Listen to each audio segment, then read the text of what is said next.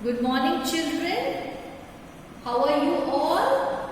Okay, very good. So, let's begin this session. Today we are going to do the questions and answers of the lesson. We are not afraid to die if we are all together. It's from the book Hornbill. The first question. When do you think Mary and the narrator feel the end was near? Why did they feel so? Answer. As the motion of the ship brought more and more water into the boat through the broken planks, the author and his wife felt that their end was near. They had tried their best to repair the ship but had not been completely successful.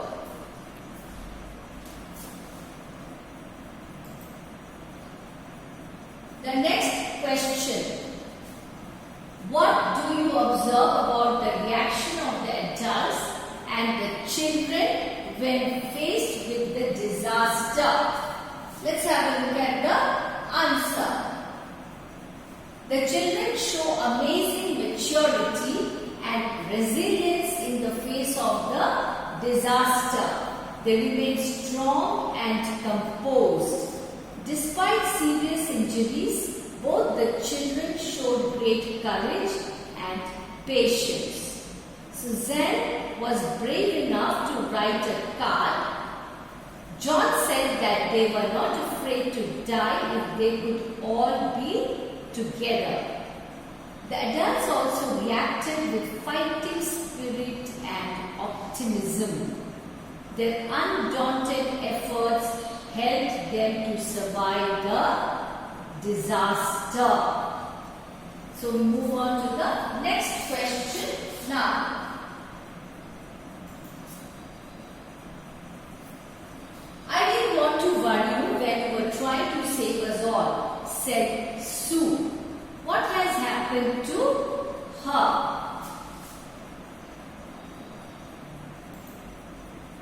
Sue had hit her head somewhere and a huge bump had formed above her eyes. Later, her head became swollen alarmingly and she had a deep cut on her arm. She had been brave and did not want to worry her father. The next question. Give a brief description of the narrator's boat. Sorry, I had no time to worry about bumped heads, says the narrator. What problems do you think deserve his immediate attention? The answer. The problem that deserved immediate attention was the repair of the starboard side, which had bashed open, and with every wave it was letting water enter the boat. He realized that if he did not make some repairs, the boat would surely sink and they would drown. Next question. Give a brief description of the narrator's boat. How did the narrator equip and test it? The answer. What's the name of the boat, children? Do you remember? Wave Walker. The narrator's boat named Wave Walker was 23 meters long, 30-ton wooden boat. It was built professionally and had been tested in the roughest weather. The author had spent months fitting it out.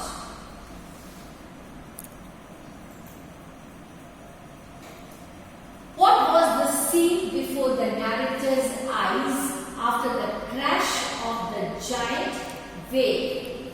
Here's the answer. When the giant wave crashed against the sea, the narrator saw that the boat got filled with water. Larry and Herb were pumping water out of the ship. Broken timber, clothes, crockery, charts, tins and toys were floating everywhere. The whole starboard side had bulged inwards. The next question. What happened to the narrator when the storm hit the boat? Here's the answer. The roar of the thunder increased and then a huge torrent of sea water broke over the ship. The narrator's head smashed into the wheel and he accepted his approaching death. Subsequent waves tossed him around and he felt that his left ribs were cracked. His mouth was filled with blood and broken teeth. He still found the wheel and hung on.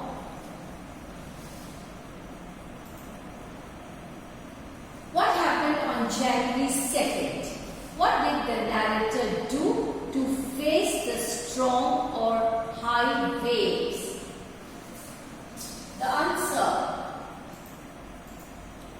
Early morning on January 2nd, the waves were huge and the sea was extremely rough. Their ship was hit by strong, mighty waves. They slowed down the speed of the boat and double-lashed everything. They got ready to face the danger by wearing life jackets and waited for the worst to happen. When did the narrator set sail for its round-the-world voyage and how did it pass in the beginning? Here's the answer.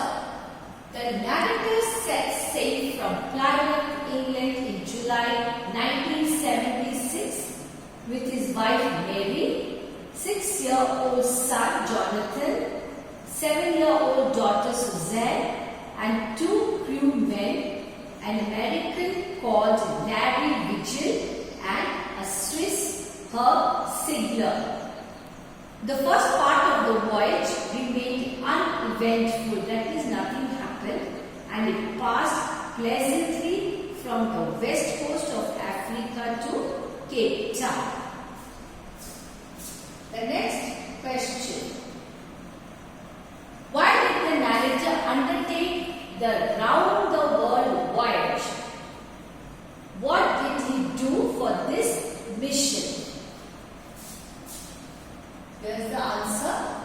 The narrator wanted the achievement of duplicating the round-the-world voyage made 200 years earlier by Captain James Cook. He had spent 60 years preparing for this brave adventure.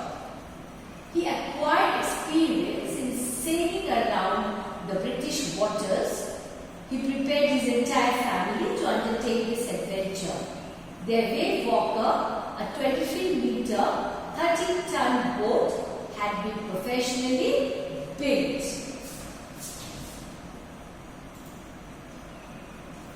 Why do you think people undertake such adventurous expeditions in spite of the risks involved? People undertake such adventurous expeditions due to 2 reasons. They thirst for risk, thrill and uncertainty, and they can push their limits of skill and endurance when faced with dangerous situations. They seek such adventures for pure joy and exhilaration. It gives them immense happiness. Some people do it for attaining name, fame and recognition. Next question. How did the narrator succeed in island? Here's the answer. Despite the lost compass and a faulty compass, the author did not lose hope.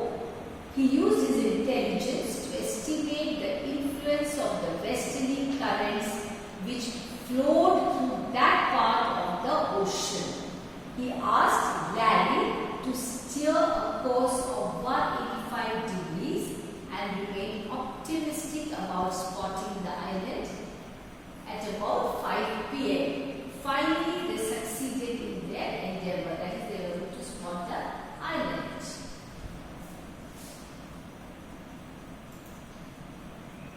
How can you say that Suzanne's injuries were serious?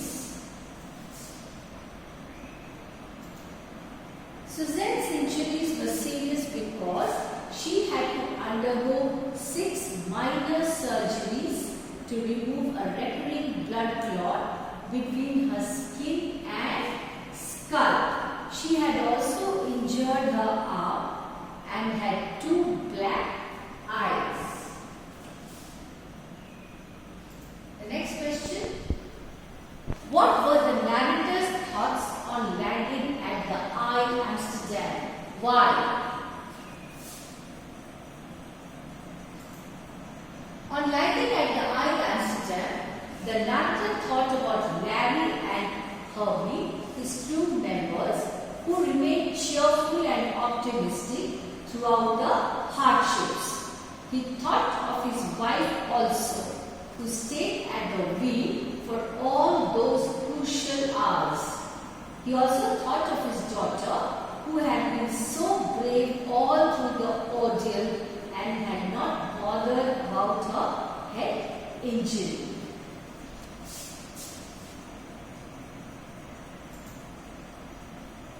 Why do you think the narrator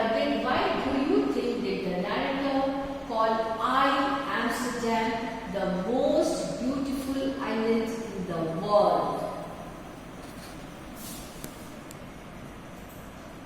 The island was only a bleak piece of volcanic rock with little vegetation.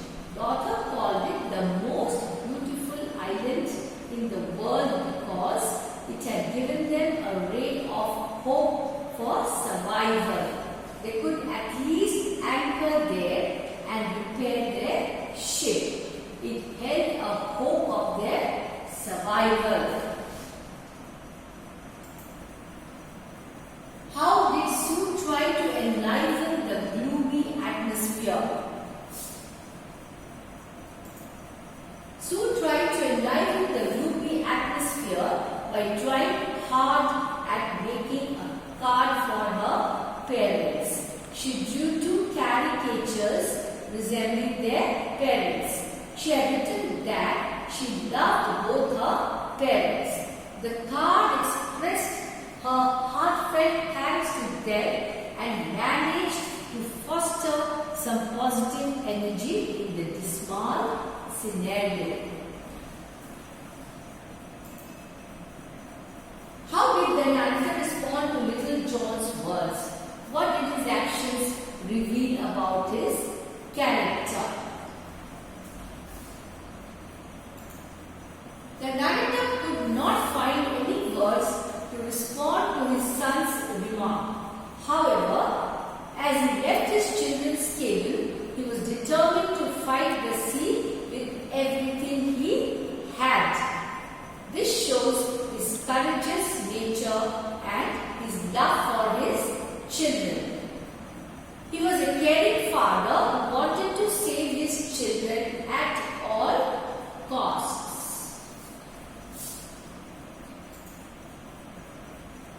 How did Jonathan react to the desperate situation they found themselves in on 5th January?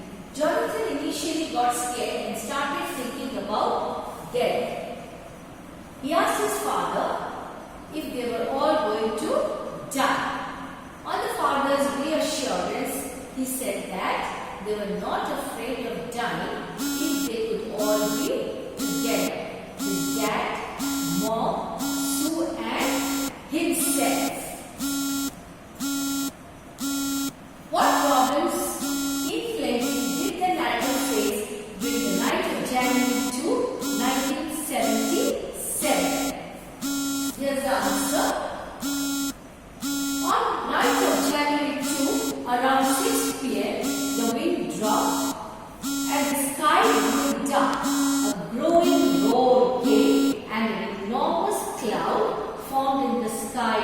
right above the ship.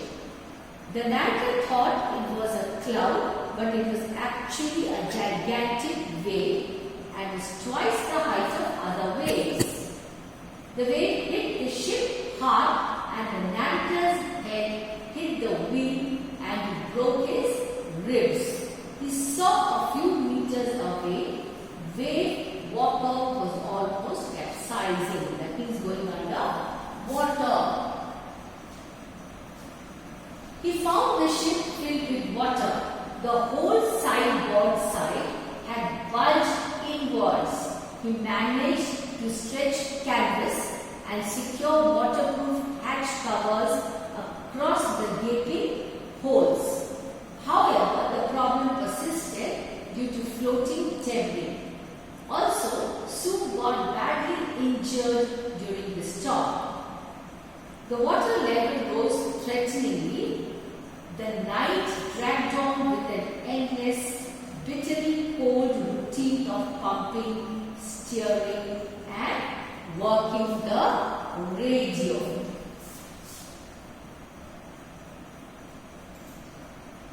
The next question. Even when everything is lost, you have one thing left in you, and that is hope. We can overcome any obstacle in life if we have strong will. Comment on the virtues of hope and willpower. Based on the biographical story, we are not afraid to die if we can all be together. Very important question. Let's have a look at the answer. The author's family was united in achieving the dream of making a world voyage in the route saved by Captain James Cook. They were highly optimistic even while the ship was almost wrecked and sinking. They were battered severely and suffered serious injuries. Their equipments were lost and damaged, but they hoped to overcome the gigantic waves and hurling wind.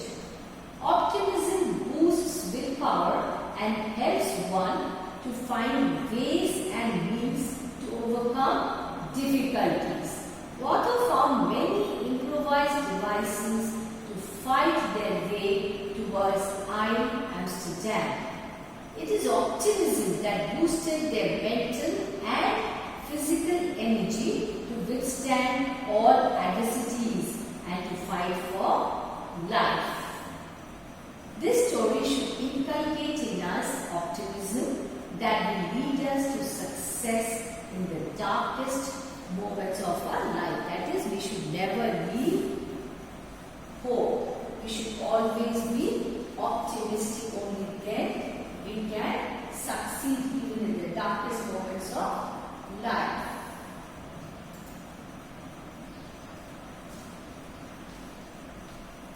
Even when everything is lost, you have one thing left in you, and that is hope. We can overcome any obstacle in life if we have strong will.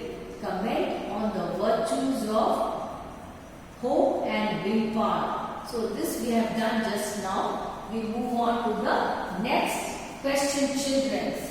What impression do you form about the narrator on the basis of this extract? The narrator was a lover of thrill and adventure.